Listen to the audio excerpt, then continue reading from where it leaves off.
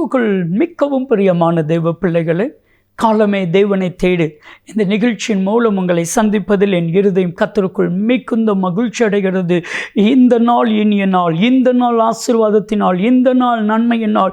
இந்த வருடம் உங்களுக்கு ஒரு மேன்மையின் ஆண்டு, இந்த வருடம் உங்களுக்கு ஒரு நன்மையின் ஆண்டு.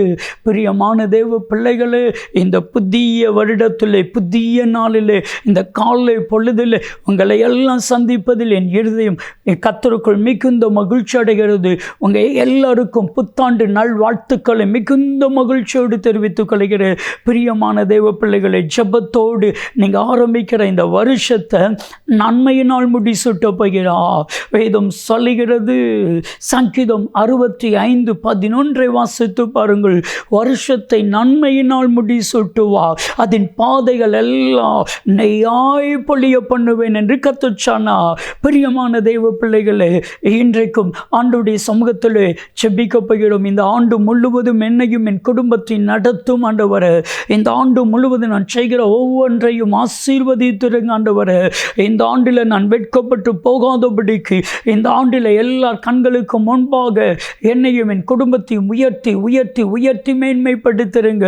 என் அன்புக்குரியவர்களே, நிச்சயமாய் கர்த்தர் உங்களை மேன்மைப்படுத்துவார், நிச்சயமாய் கர்த்தர் உங்களை உயர்த்துவார், நிச்சயமாய் கர்த்தர் உங்களை ஆசீர்வதிப்பார். எபிரேயர் 6:14 சொல்லுகிறது, நிச்சயமா நான் உன்னை ஆசீர்வதிக்கவே ஆசீர்வதித்து உன்னை பெருகவே பெருக பண்ணுவே.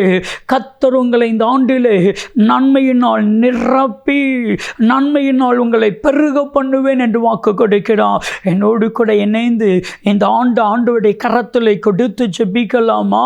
ஜெபிப்போமா? பிரியமானவர்களே, அன்பின் பரலோக பிதாவே, காலமே தேவனை தேடு நிகழ்ச்சியில் என்னோடு இணைந்து ஜெபித்து கொண்டிருக்கிற ஒவ்வொருவரையும் கரம் தொடுவதாக. ஒவ்வொருவருக்கும் இந்த புதிய ஆண்டு ஆசீர்வாதத்தின் ஆண்டாக, நன்மையின் ஆண்டாக, செல்வ செழிப்பின் ஆண்டாக மலரட்டும் ஆண்டவரே. இந்த ஆண்டிலே இவர்கள் எதிர்பார்த்த ஒவ்வொரு நன்மைகளையும் என் தேவனாகிய கர்த்தர் கொடுப்பீராக. நன்மைகளினால் கர்த்தர் இந்த ஆண்டில் இவர்களை முடிசூட்டுவீராக. நீர் அப்படி செய்கிறதற்காய் கோடி கோடி கோடி ஸ்தோத்திரம் ஆண்டவரே. உம்முடைய வார்த்தை வல்லமை நிறைந்த உம்முடைய வார்த்தை கடந்து வரட்டும். நீர் பேசுகிறது நீங்கள் அல்ல, உங்களில் வாசமாக இருக்கிற பிதாவின் ஆவியானவர் என்று சொல்லி என்னை மறைத்து நீர் வெளிப்படுவீராக. இயேசு கிறிஸ்துவின் நாமத்தில் ஜெபிக்கிறோம் ஜீவனுள்ள பிதாவே, ஆமென், ஆமென். கிறிஸ்துவுக்குள் மிகவும் பிரியமான தெய்வ பிள்ளைகளே, இந்த ஆண்டு 2026 ஆண்டு நன்மையின் ஆண்டு.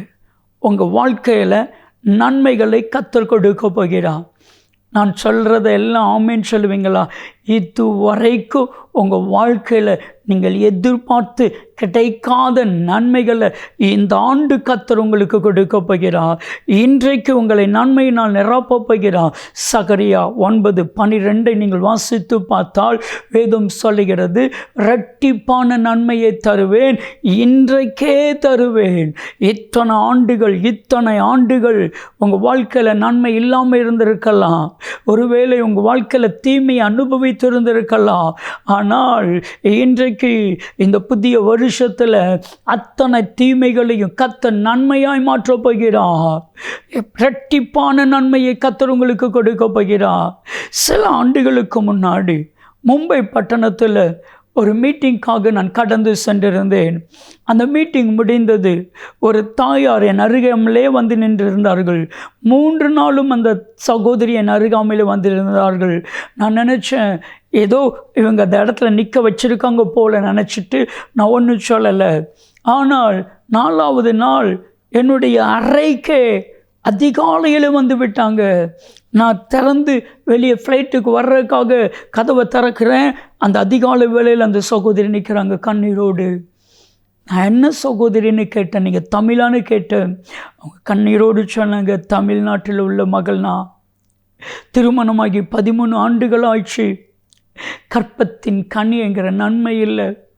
என் கணவர் சொல்லுகிறாங்க, என் வீட்டில் நான் தான் ஒரே ஒரு ஆண் வாரிசு, நான் தான் ஒரே மகன், எனக்கும் பிள்ளை இல்லைன்னா வாரிசே இல்லாமல் எங்கள் குடும்பம் அழிஞ்சிரும், வேறு ஒரு திருமணம் செய்து கொள்ளட்டுமான்னு கேட்குறாங்க. அந்த சகோதரி கேட்டாங்க, வேறு திருமணம் செய்து கொள்ளட்டும் என்று நான் எழுதி கொடுக்கலாமா? நான் சொன்னேன், 13 வருஷம் காத்திருந்தீங்கல்ல, ஒரு 3 மாதம் வெயிட் பண்ணி பாருங்க. இடது கை வச்சு அப்படி ஒரு ப்ளஸ் பண்ணும் பொழுது சகரியா 9:12 வசனம் தீர்க்க தரிசனமாய் கடந்து வந்தது.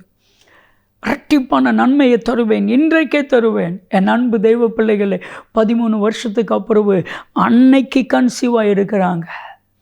ஸ்கேன் ரிப்போர்ட்டில் என்னைக்கு கன்சீவ் ஆகிருக்கிறாங்கன்னு சொல்லி பார்க்கும் பொழுது, என்னைக்கு ஜெபம் பண்ணாங்களோ அன்னைக்கு கன்சீவ் ஆகிருக்கிறாங்க. எவ்வளவு ஆச்சரியம்! வேதம் சொல்லதில்ல, யோபு 9:10, யோபு 5:9, ஆராய்ந்து பார்க்க முடியாத பெரிய காரியம், எண்ணி பார்க்க முடியாத அதிசயம். எவ்வளவு ஆச்சரியம், எவ்வளவு அதிசயம்! 13 வருஷம் கற்பத்தின் கனி இல்லை, 13 வருஷம் நன்மை இல்லை. ஆனால் அன்னைக்கு ஜெபித்த அன்னைக்கு நன்மையை கற்றுக் கொடுத்தாரு. 1.5 வருஷத்துக்கு அப்புறம் மறுபடியும் நாங்கள் மும்பை போயிருந்தோம். அந்த கணவனும் மனைவியும் வந்திருந்தாங்க.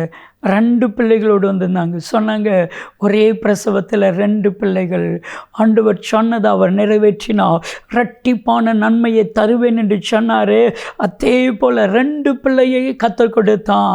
என் அன்புக்குரியவர்களே, வேதம் சொல்லுகிறது, சங்கீதம் 65:11, வருஷத்தை நன்மையினால் முடி சுட்டுவா, அதன் பாதைகளில் நெய்யாய் பொழிய பண்ணுவா.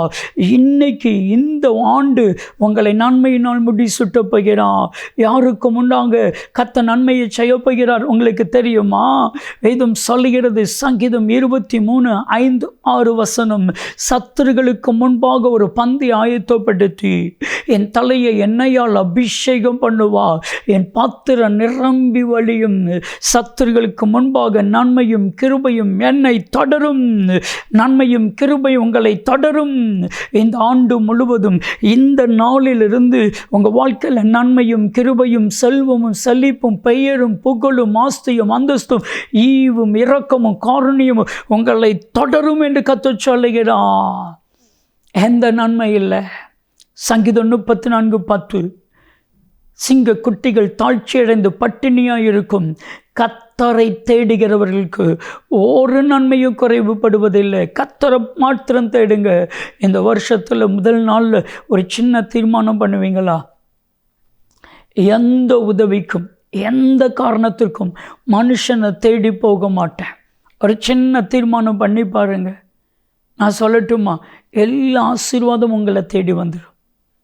மனுஷனை தேடி போக மாட்டேன்னு சொல்லி பாருங்க, எல்லா ஆசீர்வாதமும் உங்களை தேடி வந்துடும். இன்னைக்கு கர்த்தர் உங்களை சீயோனிலிருந்து ஆசீர்வதிக்க போகிறார். கர்த்தர் உங்களை மேன்மையாக வைக்க போகிறார். கர்த்தர் உங்களை கீர்த்தியும் புகழ்ச்சியுமாய் வைக்க போகிறார். இந்த ஆண்டு ஒரு நன்மையின் ஆண்டு.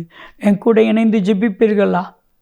அன்பின் தகப்பனே, காலமே தேவனை தேடி நிகழ்ச்சி பார்த்து கொண்டிருக்கிற ஒவ்வொருவரையும் இன்றைக்கு ஒரு புதிய நன்மையினால் நிரப்புவீராக. எதிர்பார்த்த நன்மையை கர்த்தர் கொடுத்தருளுவீராக. வானத்தை திறந்து நன்மையினால் நிரப்புவீராக. நட்சத்திரத்தை போல ஆவிக்குரிய நன்மைகளையும், கடற்கரை மணலை போல பூமிக்குரிய நன்மைகளையும், எண்ணி முடியாத நன்மைகள்.